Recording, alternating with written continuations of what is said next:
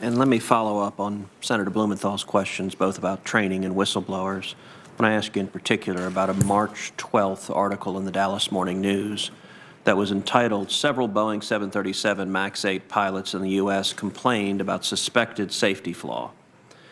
And the article begins by saying, pilots repeatedly voiced safety concerns about the Boeing 737 MAX 8 fleet to federal authorities, with one captain calling the flight manual, quote, inadequate and almost criminally insufficient, several months before Sunday's Ethiopian air crash that killed 157 people.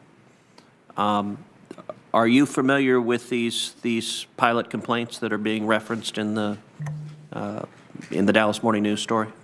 Mr. Chairman, I am. That is a report, part of the group of 24 reports that I reviewed personally and that the FAA has reviewed.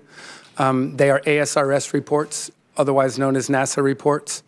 They were the first foray in our efforts to have voluntary reporting. And the history is important on voluntary reporting with regard to ASRS reports. I wrote many of them in my time as a commercial airline pilot. And the reason that they were put in place is we wanted to see if pilots could make reports of mistakes that they've made in the field, out in the system, and be indemnified as long as it was an honest mistake. Could we gather enough data and information to make safety enhancements and make the system better? It's been one of the most successful programs that we've issued. Now, when I did them, I hand wrote them. They weren't Flintstone, but I hand wrote them. Now they're computer entered. And we looked at every one of those reports. Now, I don't know if the one you just quoted went to an event review team, but when we find in these reports charges or problems that need to be addressed more robustly, that's what we have. We have an event review team. We bring the person who made the report in with airline officials, with FAA officials, and we sit down and we review the report. That particular report, as I said, there have been 57,000 flights since we introduced the MAX in the U.S. And that, to my knowledge, is the only report of its kind from a pilot about the inadequacy of the manuals. Like anything, we do a risk-based analysis.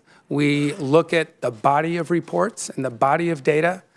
I will look into whether or not that individual and his complaint was addressed appropriately and get back to you.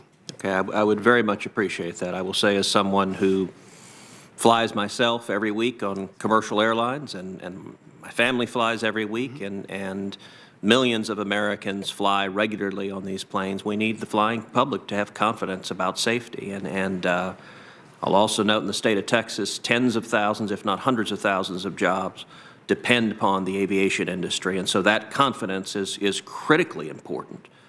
And I have to say, as a passenger, I would certainly find it troubling. This is, according to the Dallas Morning News, a captain.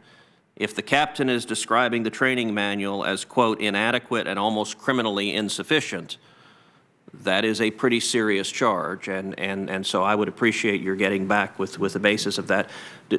Does that complaint that is referenced in those other complaints, does that trouble? I want to give Chairman Sumwalt and Mr. Scovel an opportunity to comment on that story and those allegations. Chairman Cruz, in a former life, I was a consultant to the NASA Aviation Safety Reporting System, and one of the caveats that ASRS puts around their data is that they are unverified and that there are various reporting biases, known and unknown. They put these caveats on every ASRS request. If you were to request data, they would put those caveats there. And it would not surprise me if after the Lion Air crash, when pilots said, oh my goodness, I never knew about this MCAS system and this really bothers me and I'm going to fill out the report. So I think it's important to keep all of this in perspective. So that report in its own doesn't necessarily concern me. But what we do want to look at is to look at the training adequacy overall. Mr. Scovel. Thanks, and I appreciate the perspectives of both the administrator and the chairman. We will be looking, of course, as I mentioned at the very beginning of the hearing, into documentation, what was included in the manuals, and the decision-making that went into that, and beyond that, too, the actual training for pilots. I am aware of the ASRS entry that you mentioned. My staff and I were reviewing those the other week.